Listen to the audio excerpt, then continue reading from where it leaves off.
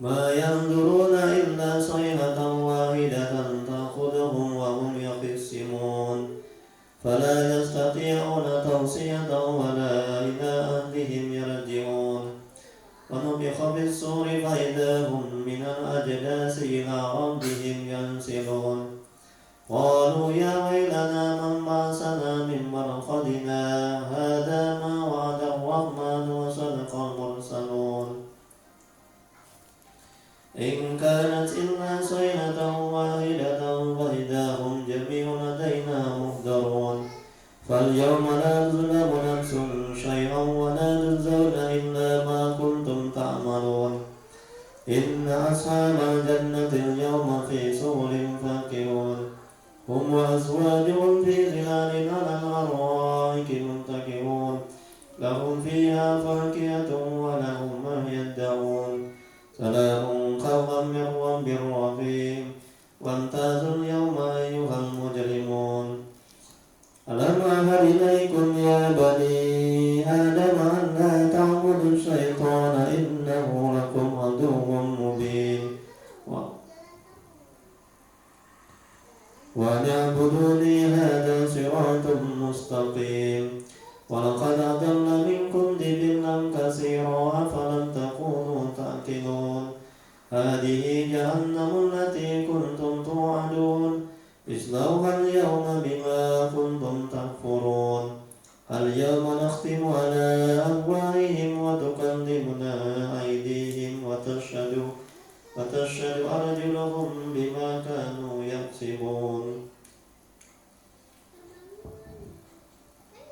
ولو نشاء لطمسنا على أعينهم فاستبقوا الصراط وأنا يبصرون ولو نشاء لمسخناهم على مكانتهم فما استطاعوا مضيا ولا يرجعون ومن نعمره ننكسه في الخلق أفلا يعقلون وما علمناه الشعر وما ينبغي له إن هو إلا ذكر وقرآن مبين لينذر من كان حيا ويحق القول على الكافرين أولم يروا أنا خلقنا لهم مما عملت أيدينا أنعاما فهم لها مالكون وذللناها لهم فمنها ركوبهم ومنها يأكلون ولهم فيها منابع ومشارب فلا يشكرون واتخذوا من دون الله آلهة لعلهم ينصرون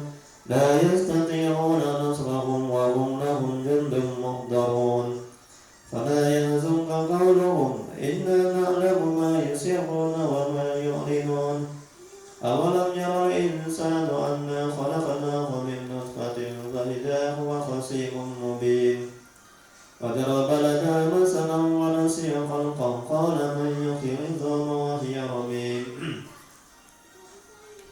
قل يحييها الذي أنشأها أول مرة وهو بكل خلق عليم الذي جعل لكم من الشجر الأخضر نارا فإذا أنتم منه توقدون أوليس الذي خلق السماوات والأرض بقادر على أن يخلق مثلهم بلى وهو الخلاق العليم إنما أمره إذا أراد شيئا أن يقول له كن فيكون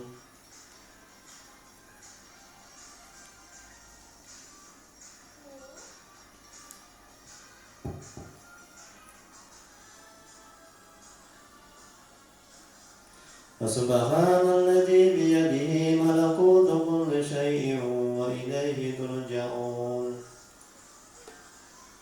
الله الله الله الله الله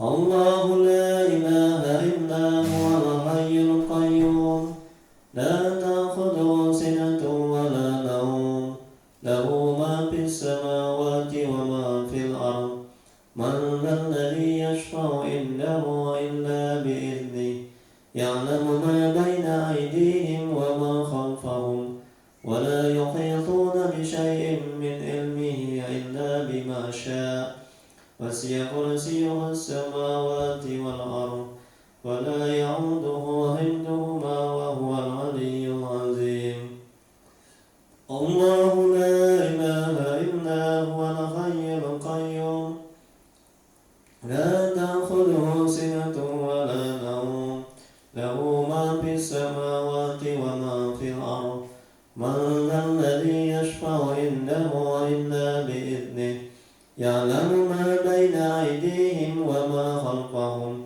ولا يحيطون بشيء من علمه إلا بما شاء وسع كرسيه السماوات والأرض ولا يعوده حفظهما وهو العلي العظيم الله لا إله إلا هو الحي القيوم لا تأخذه سنة ولا نوم له ما في السماوات وما في الأرض من ذا الذي يشفع عنده إلا بإذنه يعلم ما بين أيديهم وما خلفهم ولا يحيطون بشيء من علمه إلا بما شاء وسع كرسيه السماوات والأرض ولا يعوده حفظهما وهو العلي العظيم الله لا إله إلا هو الحي القيوم لا تأخذه سنة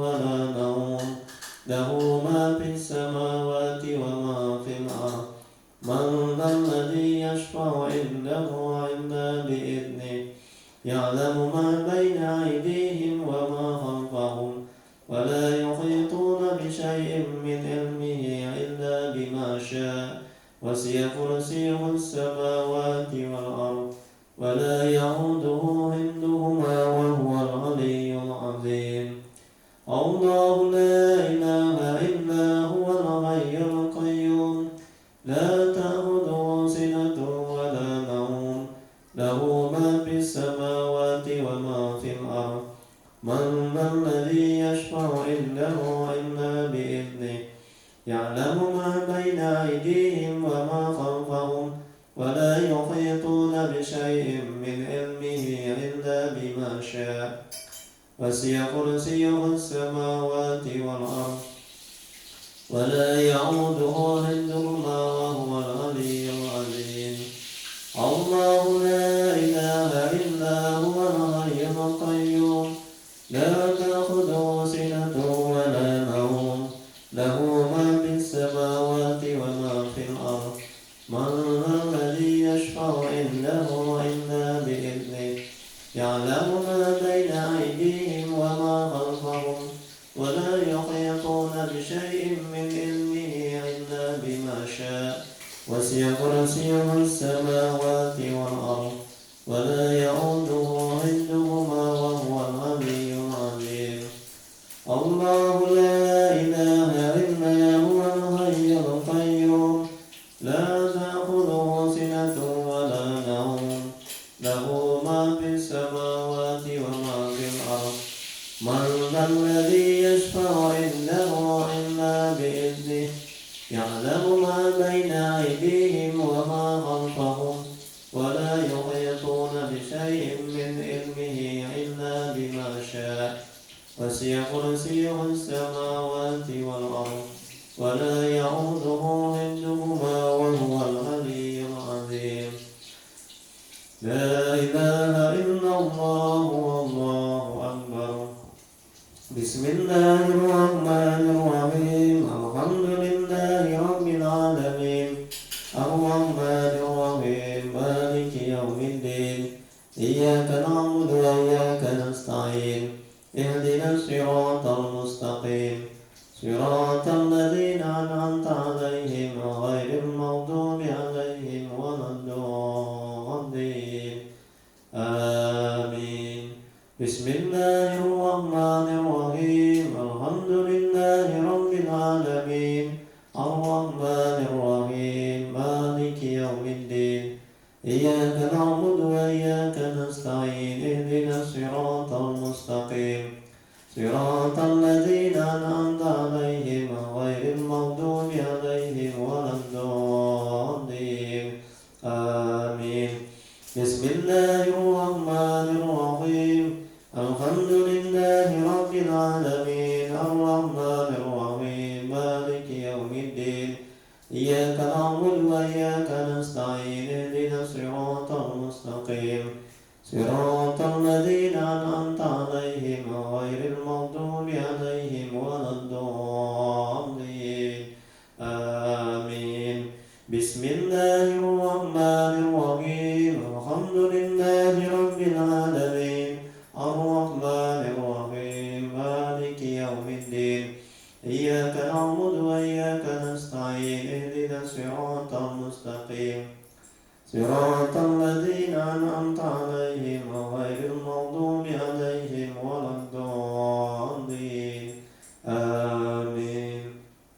بسم الله الرحمن الرحيم. الحمد لله رب العالمين الرحمن الرحيم مالك يوم الدين إياك نعبد وإياك نستعين اهدنا الصراط المستقيم صراط الذين أنعمت عليهم غير المغضوب عليهم ولا الضالين آمين. بسم الله الرحمن الرحيم. الحمد لله رب العالمين الرحمن الرحيم مالك يوم الدين إياك نعبد وإياك نستعين اهدنا الصراط المستقيم صراط الذين أنعمت عليهم غير المغضوب عليهم ولا الضالين آمين. بسم الله الرحمن الرحيم. الحمد لله رب العالمين الرحمن الرحيم مالك يوم الدين إياك نعبد وإياك نستعين اهدنا الصراط المستقيم صراط الذين أنعمت عليهم غير المغضوب عليهم ولا الضالين آمين. بسم الله الرحمن الرحيم. قل هو الله أحد الله الصمد لم يلد ولم يولد ولم يكن له كفوا أحد. بسم الله الرحمن الرحيم. قل هو الله أحد الله الصمد لم يلد ولم يولد ولم يكن له كفوا أحد. بسم الله الرحمن الرحيم. قل هو الله أحد الله الصمد لم يلد ولم يولد ولم يكن له كفوا أحد. لا إله إلا الله والله أكبر. بسم الله الرحمن الرحيم. قل أعوذ برب الفلق من شر ما خلق من شر غاسق إذا وقب ومن شر النفاثات في العقد ومن شر حاسد إذا حسد. لا إله إلا الله والله أكبر. بسم الله الرحمن الرحيم. قل أعوذ برب الناس ملك الناس إله الناس من شر الوسواس الخناس الذي يوسوس في صدور الناس من الجنة والناس. صدق الله العظيم. الله الله الله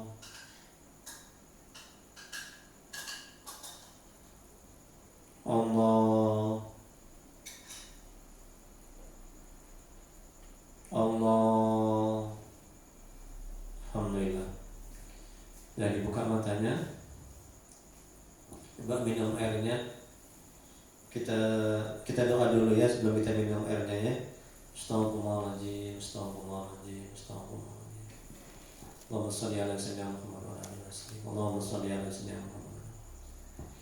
Bismillahirrahmanirrahim. Alhamdulillahirabbil alamin. Hamdan yufi ni'amahu wa yakfi mazidah. Ya Rabbana lakal hamdu kama yanbaghi li jalali wajhika wa 'azimi sultanik. Allahumma sholli ala sayyidina Muhammad wa ala ali sayyidina Muhammad. Ya Allah ya Rahmanir Rahim.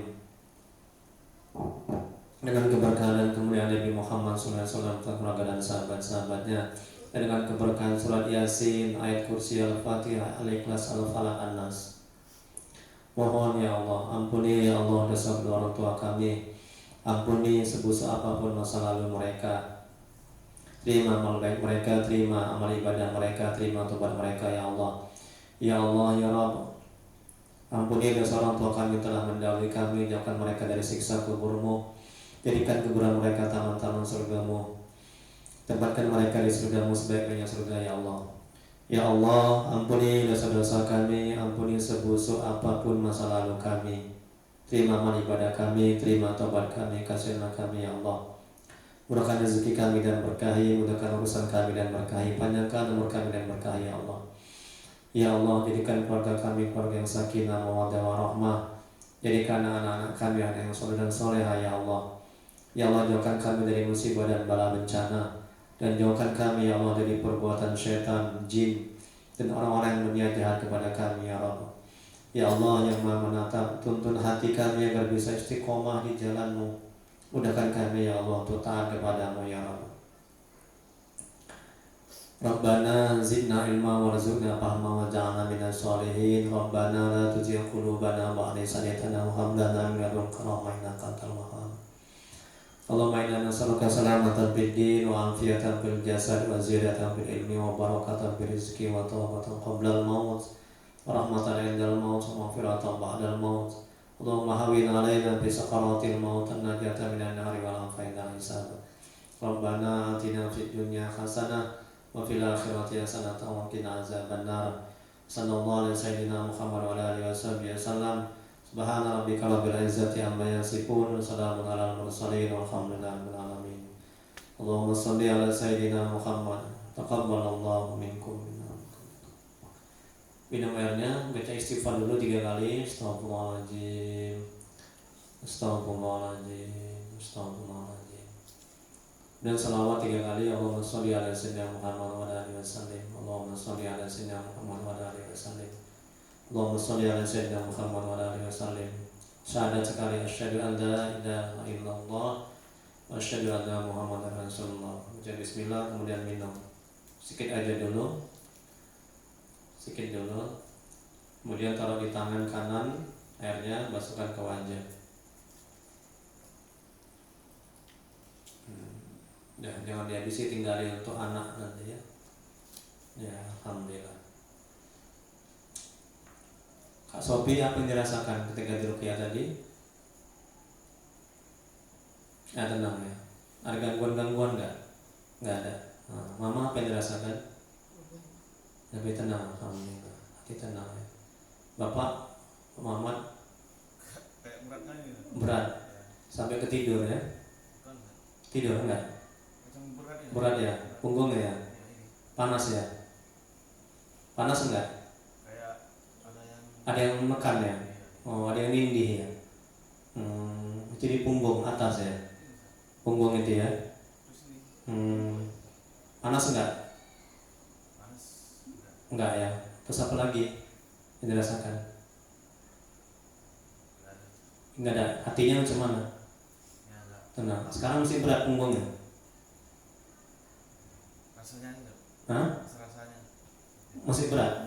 Tapi udah enggak lah. Udah enggak ya? Sekali dibacakan aja. Oh tadi ya, itu reaksinya ya. Masya Allah, Masya Allah. Itu ciri-ciri orang yang ada jinnya itu di dalam tubuhnya itu. Bapak banyak bertobat ya, banyak tobat. Jangan nyakiti orang, zalimi orang ya, perbaiki amal ibadah dengan ilmu agama.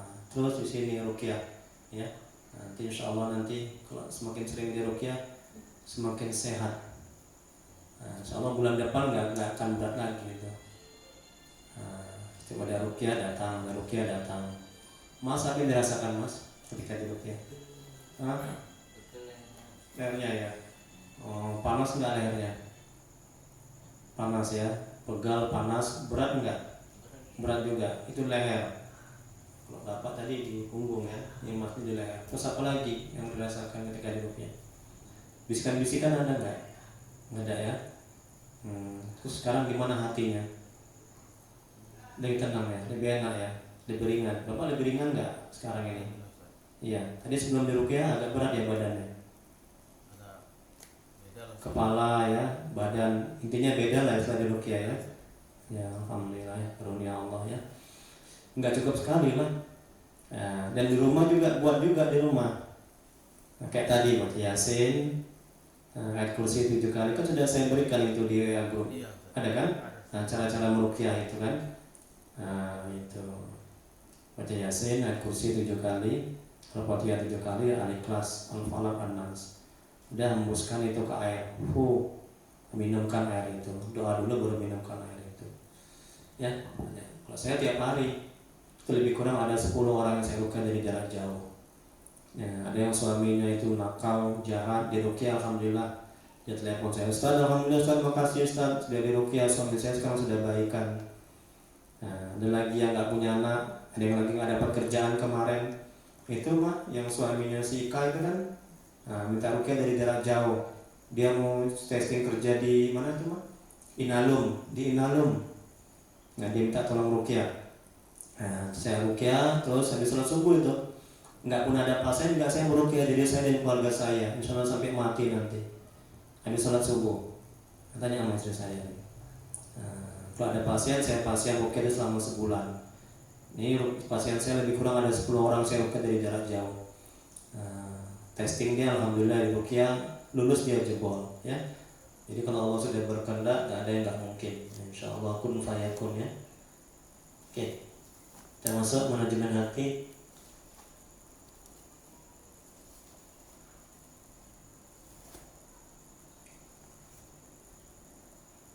Ada pertanyaan sebelum kita mulai manajemen hati?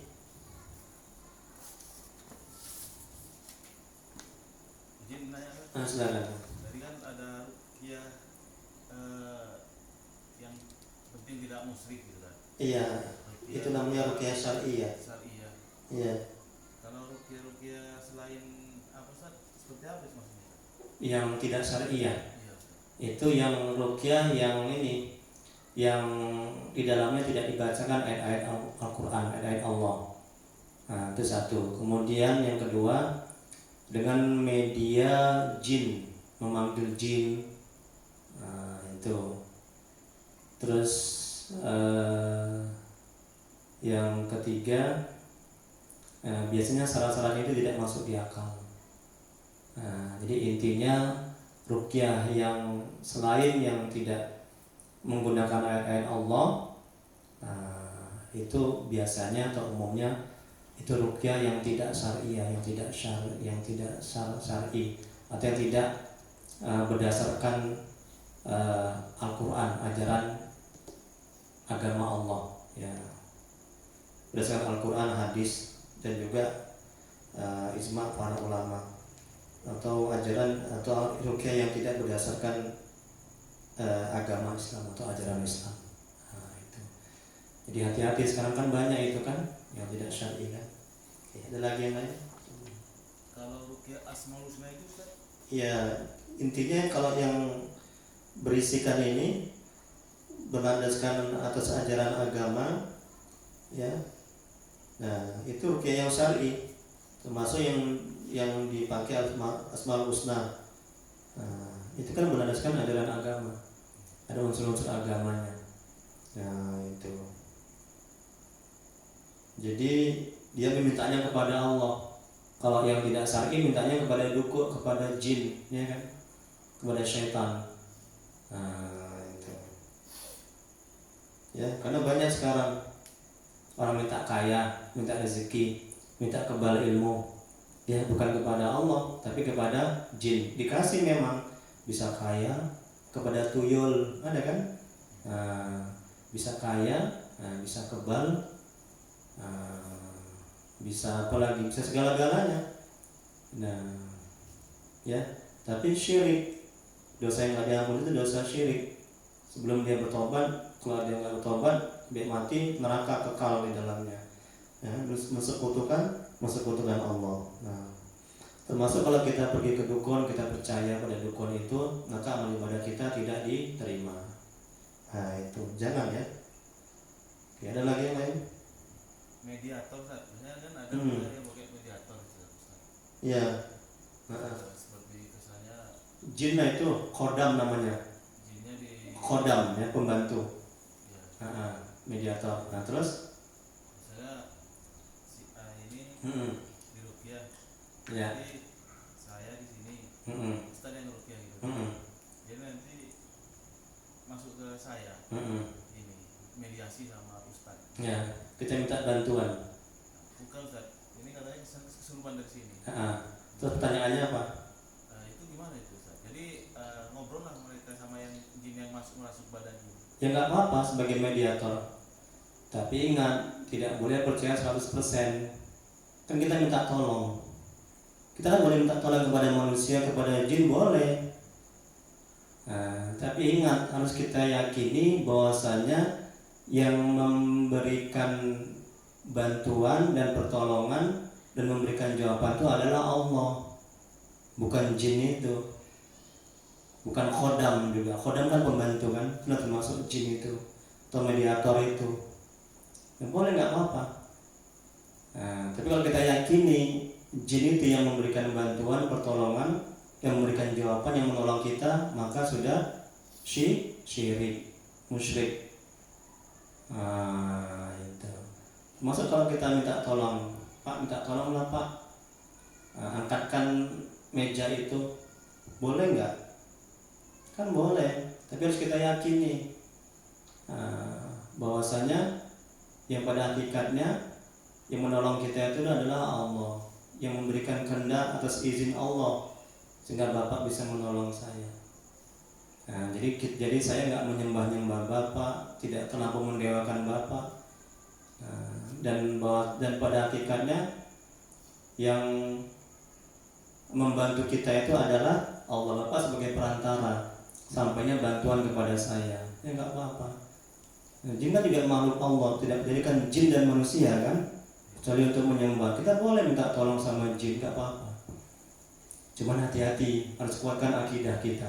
Kebanyakan orang akidahnya nggak kuat, jadi melenceng. Jadi hati akal pikirannya bergantung kepada jin, betul kan? Nggak bergantung kepada Allah, ya kan?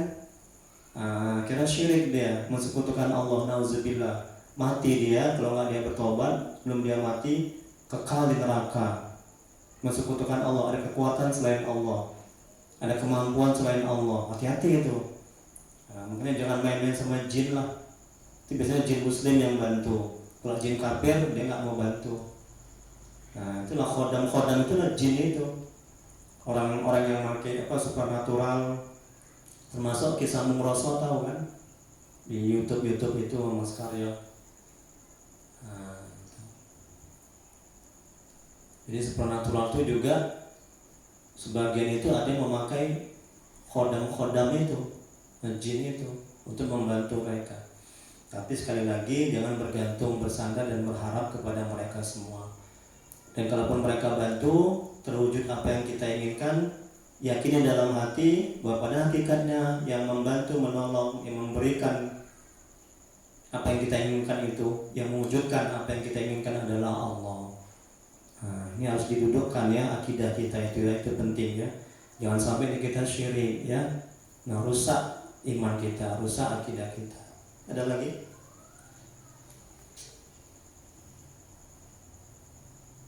Enggak ada. Dan kita lanjuti ya hikmah berikutnya, manajemen hati. Ya. 10 menit aja ya. Saya mau ini lagi, mau arisan tinggi ngisi lagi nanti ceramah. Walaupun kita sudah baik, kita tidak bisa menjelaskan sehebat apapun membuat orang percaya. Nabi sudah sempurna penjelasannya, ya. Tetap ada yang tidak percaya. Jangan ngotot supaya orang yakin, berarti kita sudah mengandalkan diri kita. Andalkan Allah, maka usaha kita akan lancar. Nah ini penting, ya. Walaupun kita sudah baik, sudah bagus, sudah taat, kita nggak bisa membuat orang itu yakin apa yang kita katakan, termasuk istri kita. Nggak bisa. Mau panjang lebar kita ngomong, ya, berbuih mulut kita, harus gini, Pak, Mas harus gini segala macam, nggak bisa. Karena yang membuat yakin itu adalah Allah. Makanya jangan ngotot untuk menjelaskan, untuk meyakinkan orang supaya percaya sama kita, itu nggak akan bisa. Misalkan kita yang banyak maksiat dan dosa, Nabi sekalipun, kan banyak juga yang nggak beriman, betul kan? Karena Nabi itu udah sempurna dia. Nah, alatnya bagus, dia manusia yang suci, nggak ada dosa. Itu pun kalimatnya, kata-katanya juga ada sebagian umatnya yang nggak yakin apa yang dia katakan. Jadi nggak usah ngotot.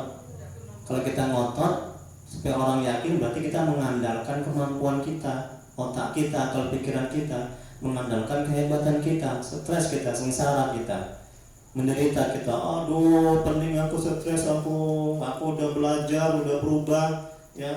Sudah banyak sholat, banyak tahajud, banyak ilmu agamaku. Kok istriku kok nggak yakin ya apa yang aku katakan ya? Begitu jadinya.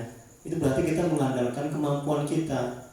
Nah, tapi andalkan Allah, bersandar bergantung kepada Allah, minta kepada Allah supaya mereka itu yakin apa yang kita inginkan, supaya mereka diberikan hidayah, supaya dibolak-balikkan hati mereka sehingga mereka mau menurut dan mencontoh dan melaksanakan apa yang kita katakan. Ya. Jadi sandaran kita adalah kepada Allah. Masya Allah, hati tenang. Jadi jangan sibuk supaya mereka ikut apa yang kita katakan, supaya istri itu mau apa yang kita katakan, jangan sibuk. Yang kita sibukkan adalah bagaimana supaya doa kita itu dikabulkan oleh Allah, amal kita diterima oleh Allah. Yang kita sibukkan adalah bagaimana sepanjang hidup kita membersihkan hati kita dan menjadikan kita ini lebih baik dari yang sebelumnya. Insya Allah buah dari doa kita, ya, buah dari kesungguhan kita dekat kepada Allah, ya, maka ketika kita mengatakan kalimat kita, kata-kata kita mempunyai ruh, dan atas izin Allah nanti orang yang mendengar bisa ikut apa yang kita katakan. Wallahu a'lam. Ada pertanyaan? Berikutnya, hikmah berikutnya, kita tidak bisa, ini udah tadi. Ya, kita tidak bisa membolak-balikan hati istri atau suami dengan pandainya kita bicara. Tengok kan? Ya, saya ini seorang ustadz sekalipun, gak usah kan ustadz yang banyak dosa maksiat, Nabi sekalipun, ya.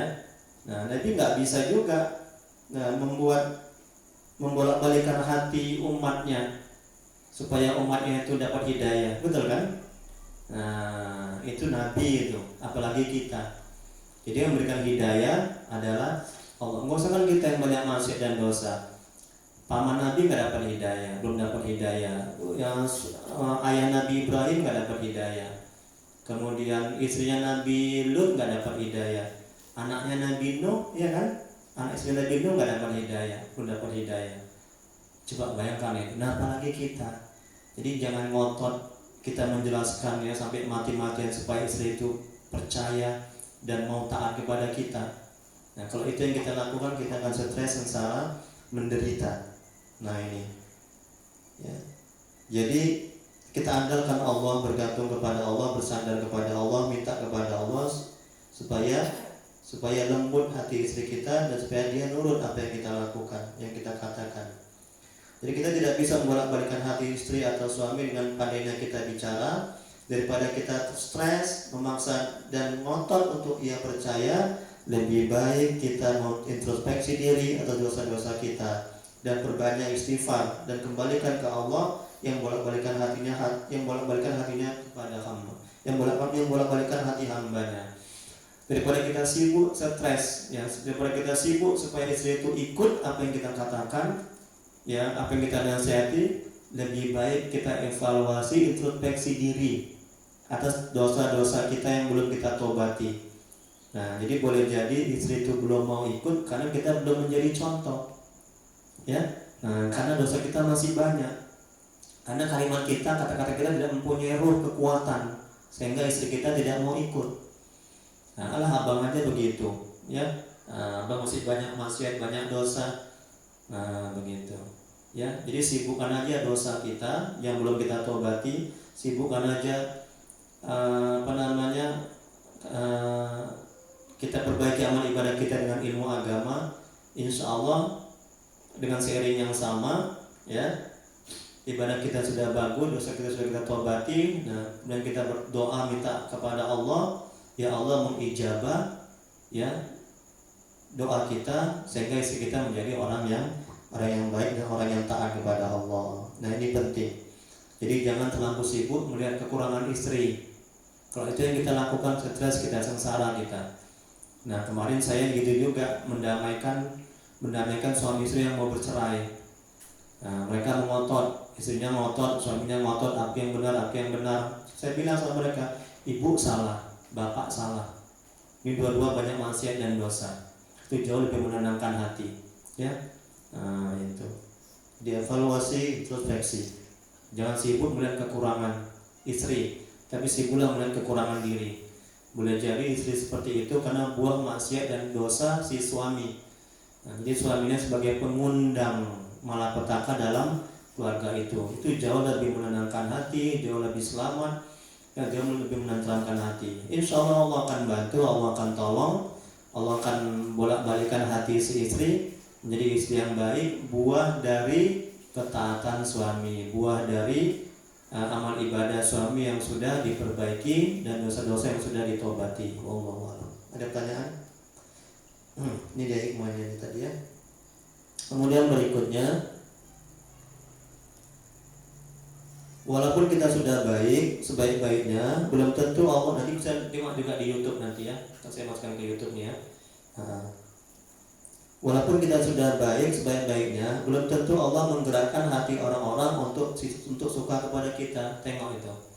Walaupun kita sudah baik, sudah tobat, belum tentu Allah menggerakkan hati istri, anak, orang-orang untuk taat kepada kita, untuk baik kepada kita, untuk suka kepada kita. Karena kita nggak bisa buat orang itu suka, yang bisa adalah Allah. Ya, amin tuh. Jadi jangan stres kalau seorang ustadz yang sedikit jemaahnya ada yang nggak suka.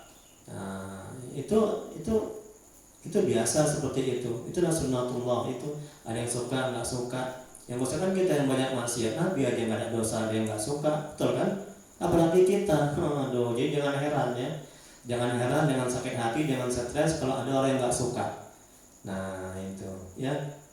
Jadi masa kita yang banyak maksiat nggak ada yang suka, nggak ada yang nggak suka, ya nggak mungkin ya. Nah kalau itu yang kita pahami, kita akan bisa bersabar. Nah, jadi walaupun kita sudah baik sebaik-baiknya, belum tentu Allah menggerakkan hati orang-orang untuk suka kepada kita. Dan itu bukan urusan kita. Urusan kita bukan berbuat baik supaya dianggap baik, ya. Urusan kita berbuat baik supaya orang berbuat baik kepada kita. Urusan kita adalah berbuat baik supaya Allah suka kepada kita. Nah, itu. Ini saya berbuat baik ini kan, kasih ruqyah gratis segala macam makanan. Ya saya buat baik ini, kami buat baik ini bukan supaya dianggap baik, supaya orang-orang berbuat baik sama saya. Tidak. Nah, saya berbuat baik ini seperti ini, ya. Nah, ngasih ilmu, sedekah, apa segala macam supaya Allah berbuat baik kepada saya. Itu manajemen hatinya. Jadi ketika kebaikan saya tidak dibalas, saya nggak stres, nggak sengsara, dan nggak menderita. Ya, yang kita harapkan kepada Allah, balasan dari Allah. Tenang hati kita, enak kita berbuat baik, buat baik aja banyak, ya. Tanpa pamrih, insya Allah Allah akan balas. Ya, nah ini penting ini ya. Ada pertanyaan? Kemudian hikmah berikutnya, orang tidak percaya bahwa kita sudah baik itu pilihan dia dan bukan urusan kita. Pilihan kita menjadi orang baik. Jangan mau diatur oleh keburukan orang lain. Masya Allah. Kalau orang lain ngomong jelek itu pilihannya. Kita punya pilihan sendiri, yaitu bicara yang disukai Allah. Tengok kan? Nah, ketika orang ada yang nggak suka, ada yang ngomong jelek, ada yang benci kita, ada yang menzalimi kita, itu pilihan dia, ya. Biar suka-suka dia. Nah, jadi jangan hati kita itu diperbudak, ya, diatur oleh keburukan orang. Stres kita, sengsara kita, menderita kita, itu manajemen hatinya, ya. Nah, jadi kita aja yang berbuat baik, kita aja yang baik. Ketika ada orang yang belum berbuat baik, udah kita doakan semoga dia menjadi baik. Nah, jadi stres kita kalau hati kita terus sibuk dengan keburukan orang, ya. Nah, jangan. Nah, begitu dia manajemen hatinya. Ya. Jadi jangan mau diatur hati kita dengan keburukan orang lain. Sibukkan dengan keburukan diri. Semakin kita sibuk dengan keburukan diri, aib diri, dosa-dosa kita nggak punya waktu lagi untuk mengurusi keburukan orang lain. Betul kan? Itu membuat hati kita itu tenang, tentram. Dosa kita aja belum tentu diterima, dosa kita aja belum tentu diampuni. Betul kan? Amal ibadah kita aja belum tentu juga diterima. Betul kan, Kak Sofi? Nah, ini masa kita mengurusi keburukan orang, aib orang, ya, mengurusi kejelekan orang, waduh, ya bodoh kali hidup seperti itu, ya. Oke, jangan ya. Itu manajemen hatinya agar hati kita tenang. Ada pertanyaan? Nah, berikutnya, hikmah berikutnya sedikit lagi ya. Ingin anak soleh itu baik, tapi yang harus diinginkan adalah ingin diri sendiri soleh. Nah, tidak usah terlalu banyak nasihat kepada anak. Ya, yang harus dibanyaki adalah air mata tobat, belajar menangisi diri, introspeksi, karena masih belum menjadi imam yang baik buat keluarga. Bila bicara dan bertemu tidak pakai hati, insya Allah bila kita kembalikan kepada Allah, Allah akan membuat anak-anak kita soleh dan soleha. Nih penting. Ingin anak soleh itu baik, ingin istri soleha itu baik. Tapi yang terbaik adalah bagaimana kita ini sebagai suami menjadi soleh dan taat. Ya, stres kita kalau berharap banyak kepada anak istri menjadi baik, kalau kitanya belum baik. Nah, kita aja yang perbanyak tobat, perbaiki amal ibadah dengan ilmu agama. Ya, insya Allah atas izin Allah, ya, melalui doa kita. Kalau kita sudah baik, sudah bagus, ya, tobat kita sudah bagus, doa kita, dosa-dosa kita sudah diampuni, nanti Allah akan menggerakkan dan memberikan hidayah kepada istri dan anak kita menjadi baik. Jadi jangan sibuk dengan keburukan istri dan anak, tapi sibuklah dengan keburukan diri. Nah, yang mengundang malapetaka di keluarga. Nah, itu yang harus kita sibukkan itu ya. Nah, supaya kita nggak stres, sengsara dan menderita. Ya. Nah, kemudian yang terakhir, kalau ingin anak-anak kita baik, jadilah kita orang tua yang layak ditolong oleh Allah. Tengok itu. Kalau kita ingin menjadi istri yang baik, anak-anak kita baik, orang-orang di sekitar kita yang menjadi baik, jadilah orang yang layak ditolong oleh Allah. Bagaimana caranya? Itu yang pertama, banyak bertobat. Nah, Nabi dia tobatnya dalam satu riwayat itu 75 kali satu hari itu istighfarnya. Dalam riwayat lain mengatakan 100 kali dia bertobat. Itu Nabi yang ada dosa. Nah, kita yang banyak dosa, masa kamu banyak bertobat? Jadi yang pertama banyak tobat, yang kedua perbaiki amal ibadah dengan ilmu agama, yang ketiga banyak berbuat kebaikan. Nah, insya Allah ya, atas izin Allah kita menjadi hamba yang layak ditolong oleh Allah, sehingga doa kita dikabulkan Allah, sehingga anak istri kita menjadi baik dan hidup kita menjadi baik. Ya, jadi kesimpulannya, jadilah orang yang layak ditolong oleh Allah. Nah, kalau kita nggak layak, macam mana doa kita mau kabul? Macam mana anak istri kita menjadi baik? Macam mana orang percaya apa yang kita omongkan? Betul kan? Karena kita orang yang nggak layak ditolong oleh Allah. Ya, ibadah nggak mau, ibadah nggak pakai ilmu, maksiat dan dosa nggak ditobati, ya jauh dari panggang lah. Ada pertanyaan? Yang terakhir, bila mengandalkan Allah, bila mendapat musibah, jalannya sangat luas, bisa yang terduga dan tidak terduga. Bila mengandalkan manusia, bukan bertambah baik, malah akan bertambah buruk. Ini kalau kita mendapat musibah, manajemen hatinya, jangan sekali-kali mengandalkan manusia, jangan sekali-kali mengandalkan diri, pangkat, jabatan, ya, kehebatan diri, jangan. Tapi andalkanlah Allah. Ya, itu makanya Nabi sekalipun kalau dia mendapat kesulitan hidup, dia andalkan Allah. Ya, nah, dia salat sunat hajat 2 rakaat, dia minta kepada Allah. Ya, kemudian nanti Allah akan tuntun, Allah akan berikan arahan, Allah akan kasih pencerahan, Allah akan berikan solusi. Ya, macam-macam solusinya yang Allah berikan. Ya, itu kalau kita bergantung, bersandar, bertawakal dan menyerahkan semuanya kepada Allah bila mendapat persoalan hidup. Wallahu a'lam. Insyaallah tiap bulan minggu kedua ya. Nah, sedangkan pengumumannya ada di WA group, insyaallah saya umumkan itu ya. Allahu a'lam. Hanya Allah yang maha mengetahui. Sebelum kita tutup dengan doa, ada yang perlu ditanyakan, diskusikan, silakan.